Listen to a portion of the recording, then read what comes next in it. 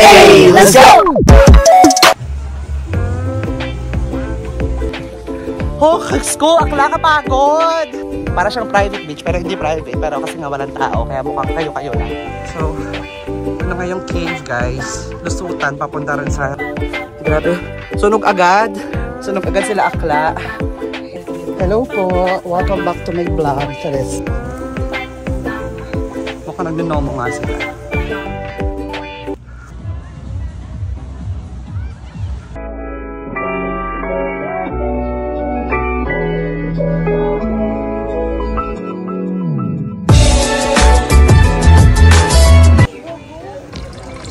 Good morning guys! Welcome back to my channel, and for today's video, andito nga tayo ngayon sa Boracay, Philippines, and magpupunta tayo ngayon doon sa kanilang hidden beach or yung secret beach nila kung tawagin.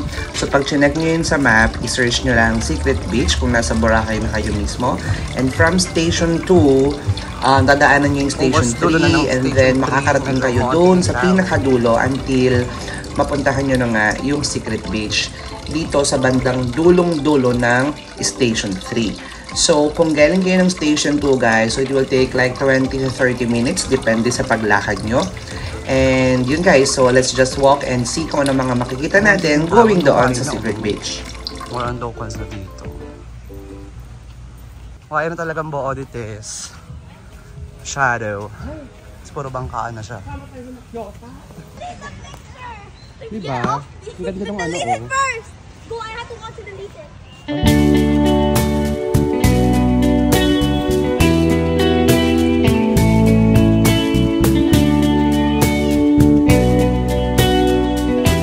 Dahil sa susun ta.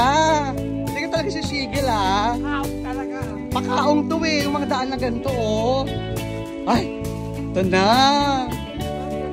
Hidden Kaong. The hidden Kaong of Boracay. Charis. Mga after like 20 minutes of walking, narating na rin natin siya. Oh, school, akla kapagod! Like, almost 30 minutes na walking from station 2. Ito yung makikita nyo, guys. Para siyang private beach, pero hindi private. Pero kasi nga walang tao, kaya mukhang kayo-kayo lang. So, let's go inside. Andun yung daan, papunta dun sa kabilang side. Hello! Diba? Ang saya. Hello po! Welcome back to my vlog. Charis.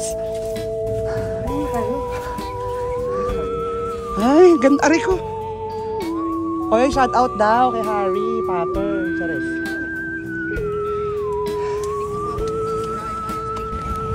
Yun guys, so yun yung daanan papunta rito sa parang station 0. I don't know kung anong station to. Yan, so nakakita pa tayo ng mga vloggers doon.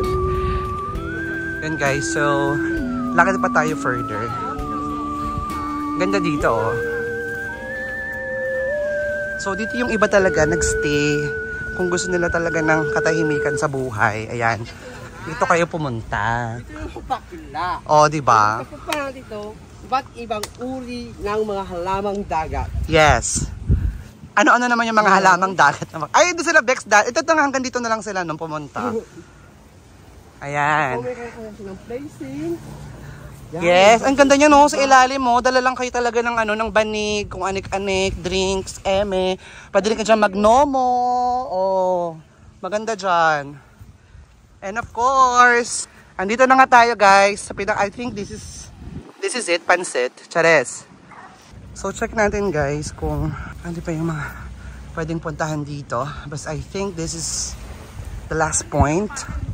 Ayun na maganda oh. Pwede ka dyan magtago-taguan guys oh.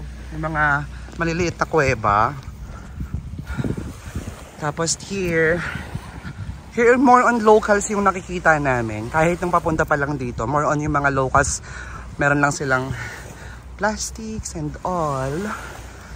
Tapos si go further, medyo malayo na rin yung narating natin.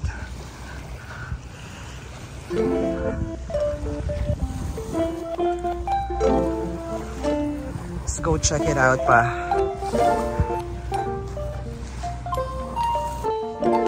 Ayan, pwede rin kayo mag-picnic dyan. Ang daming mabutas. Ang daming kuweba-kuweba dites. Mukhang nagdinomo nga sila.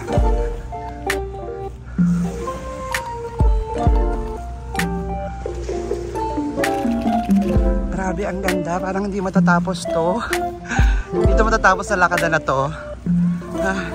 Mukhang dito na kami aabutan ng sunset. So, mas masarap mag-sunset dito, guys.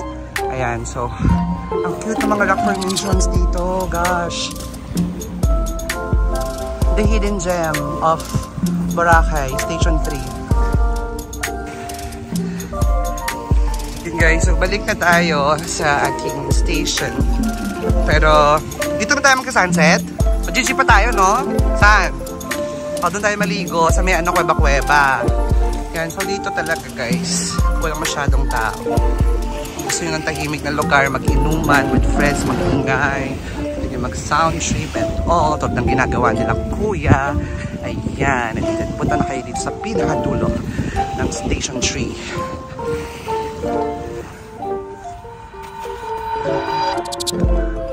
Grabe, sunog agad. Sunog agad sila akla. Yun, guys. Kasama natin dito si Ate. Shout out.